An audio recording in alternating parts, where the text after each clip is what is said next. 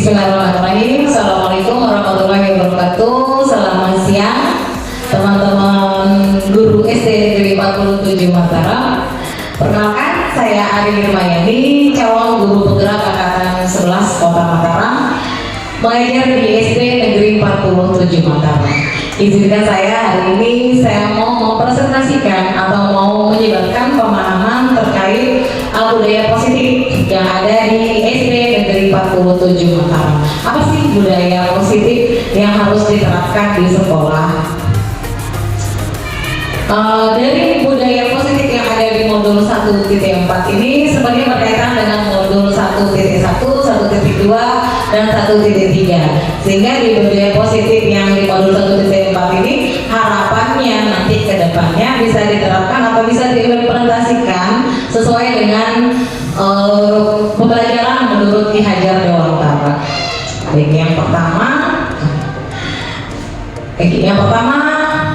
konsep inti budaya positif. Yang pertama dari perubahan paradigma belajar. Yang kedua, ini adalah poin-poin dari budaya positif. Yang pertama ada perubahan paradigma belajar. Yang kedua ada disiplin positif. Yang ketiga ada nilai-nilai kebajikan. Yang keempat kebutuhan dasar manusia, motivasi perilaku manusia, posisi kontrol diri, keyakinan kelas, dan segitiga restitusi. Di sini nanti akan dijelaskan apa sih semua poin-poin yang ada di sini. Kita mulai dari pembelajaran dengan paradigma baru. Pembelajaran dengan paradigma baru merupakan pembelajaran yang dirancang berdasarkan prinsip pembelajaran berdiferensiasi, sehingga murid belajar sesuai dengan kebutuhannya berdasarkan tahap perkembangan sesuai psikologi modern untuk mewujudkan profil pelajar Pancasila. Di sini ada 6 elemen profil pelajar Pancasila. Yang pertama, beriman dan bertakwa kepada Tuhan Yang Maha Esa dan berakhlak mulia. Yang kedua, berkebinekaan global.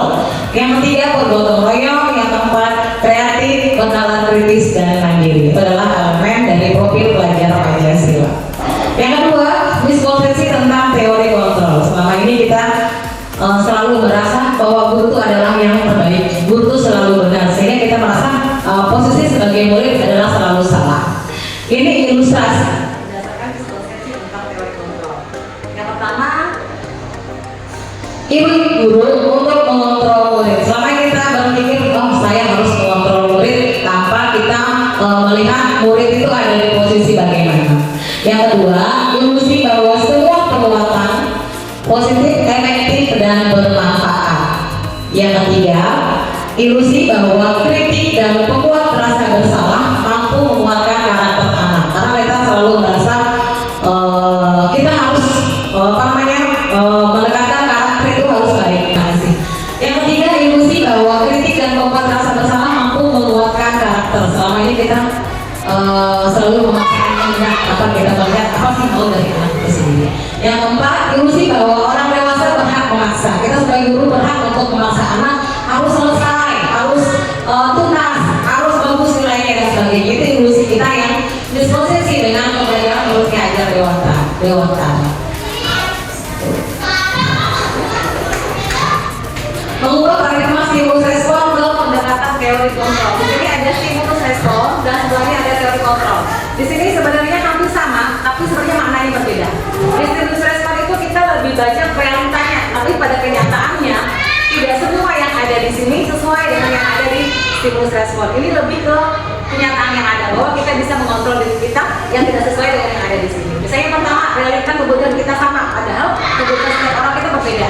Saya dengan ibu ini kebutuhannya berbeda, tidak sama. Itu adalah teori kontrolnya. Kalau stimulus responnya, kita menganggap saya sama dia sama, padahal sebenarnya kita tidak sama. Kita adalah orang yang berbeda. Jadi keperluan kita berbeda, kebutuhan kita berbeda, apa yang kita inginkan juga berbeda. Itu terkait dengan stimulus respon ke pendekatan teori kontrol. Kita ke disiplin positif. Disiplin positif itu adalah disiplin yang kita terapkan, tapi tidak disiplin yang notabene seperti zaman dulu harus kita memaksakan kehendak kepada diri kita. Yang disiplin positif ini maksudnya yaitu sebagai pendidik, tujuan kita adalah menciptakan murid yang memiliki disiplin diri sehingga mereka berperilaku mengacu pada nilai-nilai kebajikan universal dan memiliki motivasi intrinsik dalam perubahan perilaku ke arah yang lebih baik. Jadi tujuan dari disiplin positif ini adalah kita membuat karakter yang baik, bukan hanya sekedar kita memaksakan kehendak kita, tetapi kita menyelesaikan dengan kebutuhan. Nilai-nilai kebajikan. Di sini ada contoh nilai kebajikan. Berdasarkan karakter pelajar Pancasila. Ini elemennya karakter yang harus dikembangkan. Ada IDO, primary program. Ada toleransi, ada rasa hormat, ada integritas, ada mandiri, ada menghargai, ada antusias, empati, pengetahuan, kreativitas, kerjasama, percaya diri, dan komitmen. Ini karakter yang diharapkan bisa kita tanamkan untuk anak-anak. Yang ketiga ada keterampilan hidup. Di sekolah bukan hanya karakter untuk dia perilakunya, tapi juga bagaimana kita menyelipkan atau menanamkan karakter tentang keterampilan hidup seperti dapat dipercaya, lurus hati, pendengar yang aktif, tidak merendahkan orang lain, memperbaiki atau memberikan yang terbaik dari dirinya.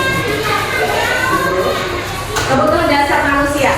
Kebutuhan dasar manusia itu merupakan kebutuhan yang dibutuhkan oleh manusia dalam menjaga keseimbangan baik secara fisiologis maupun secara psikologis. Hal ini tentunya bertujuan untuk mempertahankan kehidupan dan kesehatan. Abraham Maslow menunjukkan bahwa teori hierarki kebutuhan yang menyatakan bahwa manusia memiliki 5 kebutuhan. 5 kebutuhan manusia berdasarkan dari kebutuhan fisiologis, kebutuhan harga diri, dan kebutuhan hidup. Ada 5 kebutuhan dasar manusia. Yang pertama kebutuhan dia bertahan hidup. Yang kedua kasih sayang dan rasa diterima, penguasaan, kebebasan, dan kesenangan. Dari kelima kebutuhan dasar ini maknanya berbeda-beda sesuai dengan kebutuhan yang ada dalam diri anak pada saat itu. Selanjutnya motivasi perilaku manusia. Ada motivasi ekstrinsik dan motivasi intrinsik. Dari motivasi ekstrinsik yang dulu untuk menghindari ketidaknyamanan atau hukuman. Karena sekarang ini kalau tidak ada hukuman itu istilahnya bukan sesuatu disiplin untuk anak-anak. Sehingga di sini untuk ekstrinsiknya untuk menghindari ketidaknyamanan atau hukuman. Selanjutnya untuk mendapatkan imbalan atau penghargaan dari orang lain. Kalau intrinsiknya untuk menjadi orang yang mereka inginkan dan menghargai diri sendiri dengan nilai-nilai yang mereka percaya. Jadi poin ujung dari yang ini dari hukuman ke penghargaan sampai dia ke nilai-nilai yang dipercaya karena sesuai dengan nilai-nilai kebajikan yang baru. Ada 3.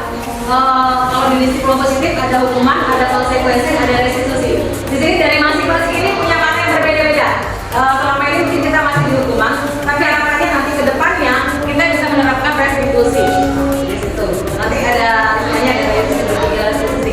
Ini adalah poin tertinggi untuk membuat anak itu bisa mencapai disiplin positifnya. Biarpun kesalahan yang dilakukan oleh anak-anak itu harapannya nanti kita bisa menyelesaikannya dengan cara restitusi. Jadi tidak hanya dengan hukuman saja, tapi lebih poin tertinggi dari penyelesaian masalah ada restitusi di situ. Next guru. 5 posisi kontrol guru. Yang pertama ada penghukum, yang kedua ada pemberi rasa bersalah, yang ketiga ada teman, yang keempat ada pemantau, yang kelima ada manajer. Dari 5 poin ini, kalau saya merasa diri saya masih di posisi teman. Posisi yang paling kasar penghukum. Tapi kita rata-rata di sini penghukum ya. Tapi kalau untuk kelas 1 mungkin kita masih bisa menerapkan yang teman. Tapi harapannya yang paling bagus, yang paling tinggi, yang paling poin yang paling baik adalah kita sebagai manajer. Sebagai manajer, tapi ini mungkin malaikat ya. Tapi itu sudah poin paling tinggi. Next guru, di sini ada salah satu contoh kasus. Kasus itu siswa tidak memakai atribut lengkap pada saat upacara. Ya, mungkin kita bisa bicara di sini ya. Kita biasanya kalau di pas upacara kalau ada yang tidak memakai atribut.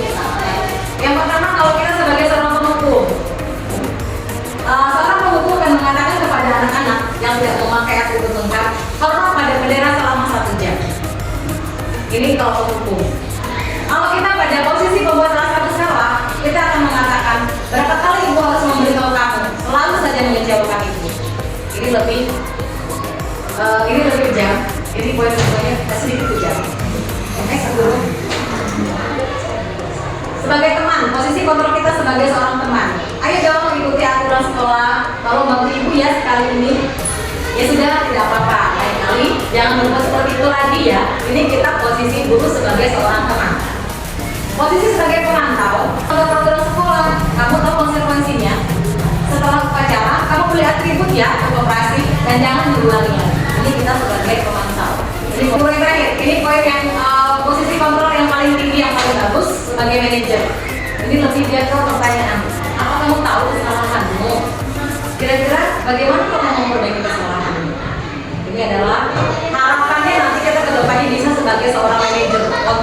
Kontrol diri kita tuh sebagai seorang manajer, bukan lagi sebagai pengukur, bukan lagi sebagai pembuat merasa bersalah, bukan lagi sebagai teman atau kantor, tapi harapannya ke depannya kita bisa menjadi seorang manajer di situ. Next, pertanyaannya, posisi kontrol apa kan? Karena bisa dijawab ya, cuma sebentar belajar tadi. Sampai saya kecewa sekali sama kamu. Kira-kira posisi kontrolnya sebagai apa? Hah? Nomor dua. Merasa bersalah. Yang pertama apa yang kedua? Ya, karena dia di sini guru merasa kecewa, sehingga anak-anak guru saya kecewa. Berarti dia membuat anak itu merasa bersalah dengan perkataan guru yang mengatakan bahwa saya kecewa. Next guru. Oke, posisi kontrol apa kak? Kamu tidak pernah benar melakukannya.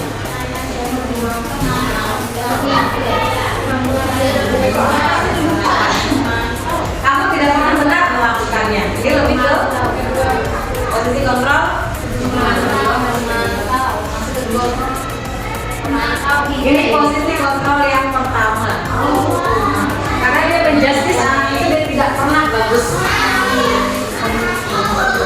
hukum. Ya, dia tidak pernah, dia tidak dihukum secara fisik, tapi dia dihukum secara mental.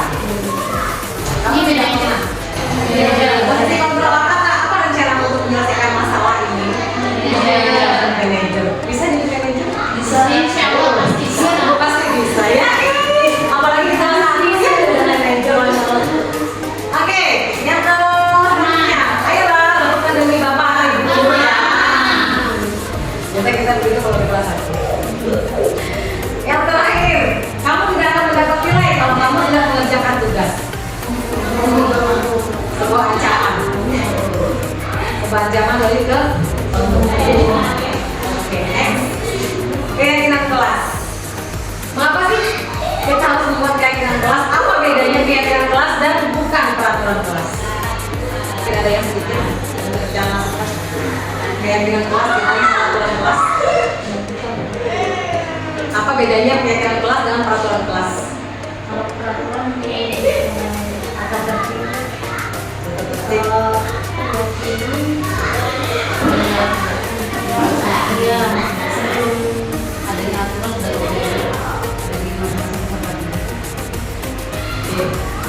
apa sih bedanya keyakinan kelas dan bukan peraturan? Kenapa harus keyakinan bukan peraturan kelas? Karena kalau peraturan kelas itu dibuat oleh guru, itu dibuat oleh sekolah. Kalau keyakinan kelas itu berdasarkan kesepakatan bersama antara guru dengan anak. Itu bedanya antara keyakinan kelas dan peraturan kelas. Dan keyakinan kelas itu dia lebih ke poin intinya. Misalnya membuang sampah pada tempatnya. Keyakinan kelas apa yang akan ditanamkan di sini? Kebersihan. Keyakinan kelasnya adalah tentang kebersihan. Oh, kalau saya harus rapi, harus bersih. Bagaimana caranya? Dengan membuang sampah. Itu contohnya. Kenapa harus? Kalau dulu kan peraturannya, tapi harapannya depannya bukan peraturan lagi yang kita buat, tapi keyakinan kelas. Next. Pembentukan keyakinan kelas ini saya pakai kelas berapa ya? 5 ya. Pak Delia praktek. Kalau keyakinan kelas itu bersifat abstrak, berupa pernyataan universal. Universal itu maksudnya yang kami diambil poinnya saja, tidak panjang. Misalnya yang kebersihan, kerapian, ketertiban, terus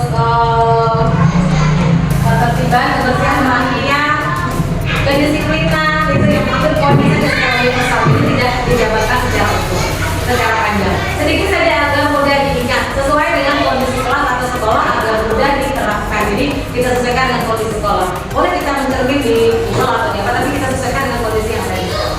Yang terakhir, semua warga sekolah atau kelas dilibatkan dalam penyusunan. Ini bedanya antara peraturan dengan keyakinan. Kalau peraturan satu pihak yang membuat, kalau keyakinan di semua pihak terlibat. Segitiga restitusi, teman-teman yang pernah sudah mau pelajaran segitiga restitusi? Segitiga restitusi ini ada 3. Yang pertama validasi. menstabilkan identitas itu yang paling pertama, menstabilkan dulu identitasnya. Yang kedua kali dari tindakan yang salah. Yang ketiga baru kita menanyakan keyakinan. Ini berkaitan dengan keyakinan kelas yang sudah dibuat. Next dulu. Untuk menstabilkan identitas ini berdasarkan prinsip membuat kesalahan adalah bagian dari proses pembelajaran. Ini mungkin lebih segitiga resolusi ini dia akan mengacu kepada posisi kontrol kita sebagai manajer.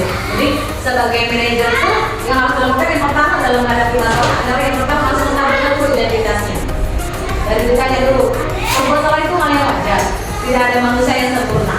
Ibu juga pernah melakukan kesalahan. Ibu tidak mau mencari siapa yang salah, tapi solusi dari permasalahan itu apa? Dan kamu berhak untuk merasa seperti itu. Ini adalah lebih dia membuat anak itu ditenangkan dulu, distabilkan dulu emosinya dengan ucapan-ucapan seperti ini.